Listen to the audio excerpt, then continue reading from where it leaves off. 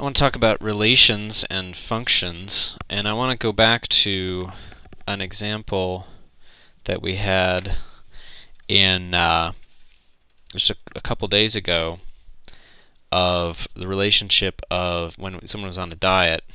Let's say his name is Bubba.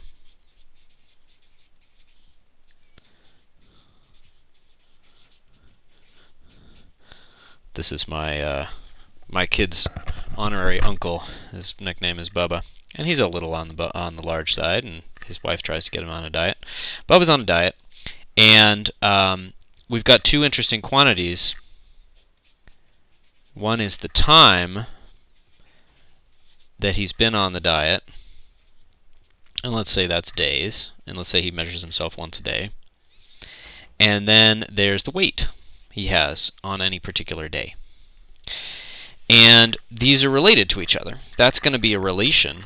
And the question came up, how do you know which one, if you're going to do a graph of this, how do you know whether we should have T here and W here, or W here and T here? And which is the better way? Now, in some sense, you can do both, okay? But there's a way where it fits better into functions, and with the terminology of relations, we can actually say very precisely what's going on with that. So, let's say that we have the following data. Let's make a table.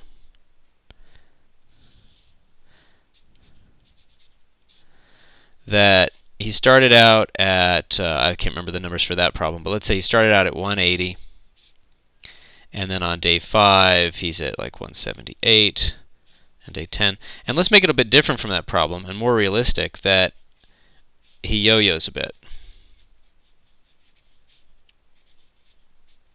And in fact, maybe he actually goes above his starting weight. He's not doing too well. And then maybe he comes back, down like 30, maybe he's back down. He does a little bit of a crash diet, maybe back down to 178. Okay. So, that's a 3. So, how would we want to graph that data, and how would we think of this as these two quantities? Well, anytime you have two quantities that are related, that's some sort of relation. And we want to be able to work with any kind of relationship like that, but we want to single out the ones that are functions and think about them specially. So let me go back. Well, let's see. Let's think if we graph this with T here and W here. And when we make a graph, we're always thinking, we're trying to think. It might not make much sense for a particular problem, but we'd like to think of this horizontal axis as the inputs and the W's as the outputs. And my ideal is that for any given input, there is only one definite answer for the output. That's going to be what's going to define a function for us as opposed to a relation. And I'll show you, if we flip things, we're going to get something that doesn't have that property, and we'll only call it a relation and not a function. So,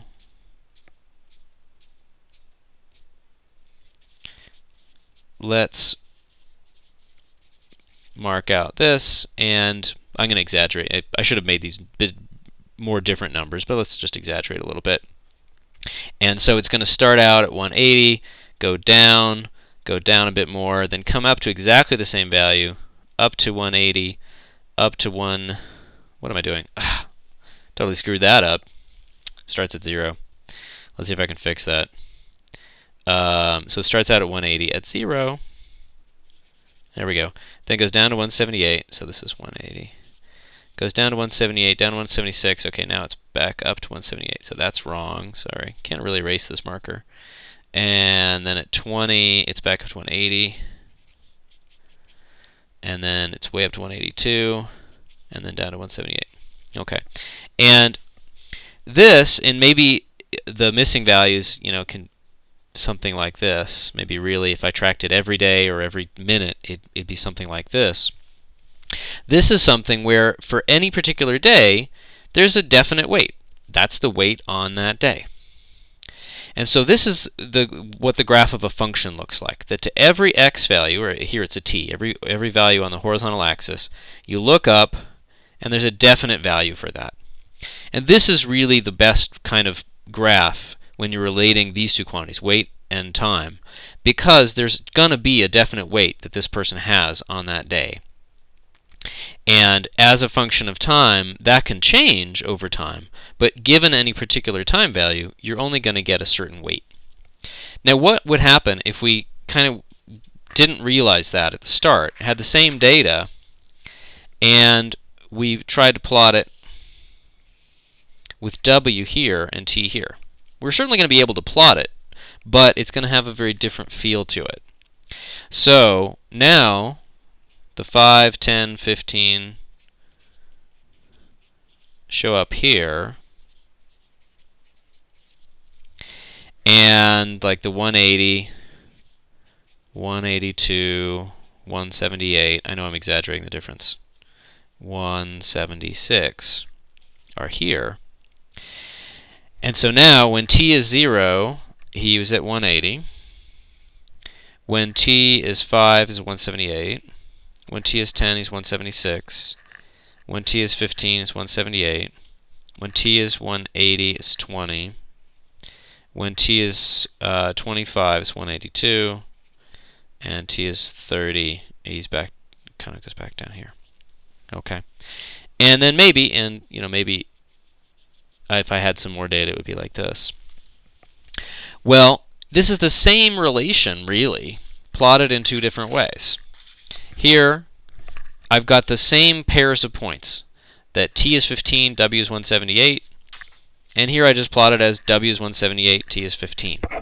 But does it make sense to really think of this as the input to some machine? By plotting it in this way with this as the horizontal axis, I really am implying that I'd like to think of it that way. Can I think of this as the output of that machine? Well, there's a big problem with that, because we'd like, again, to have this idea that given a specific input, given that the weight is 178, can I say what day that happened on? And the answer is no. There's 3 days where this guy's weight was 178. And so that's a very different kind of feel. You can't get a definite answer for the day on which he weighed 178 pounds. There's more than one answer. Now here there happens to be just one, and maybe here there happens to be just one. But for most of these guys, for 180, there's 2, probably 3, because there's probably some point in there that we just didn't record. For 177, there's probably at least 2. And so here, this is the graph of, it does graph a relationship between these two quantities. And the way the book explains it, which you are going to want to look at, is in a little bit more technical mathematical language, is that there's a set of ordered pairs here. That there's an ordered pair t equals 15, w equals 178. That is one of the data points. That it was a true fact that on day 15 he weighed 178. And it was a true fact that on day 30 he weighed 178 as well. And if you just plot all of those points in the plane, no matter which you choose as input or as horizontal or vertical axes, you're going to get a meaningful graph. But only this one presents that as a function.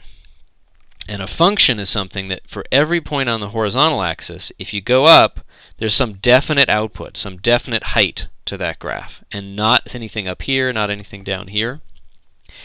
And the way we express that is just called the vertical line test. Here, if you take any line and you take that through this graph, let me just sort of complete it. If you take any line, like set t equals 5, that wasn't a very straight line, sorry, you're only going to intersect the graph once. Functions are relations, but they're special relations that satisfy the vertical line test for their graph, that for every input, there's only one output. But we want to be able to sometimes talk about relations, this more general object, as well. That's a good place to stop.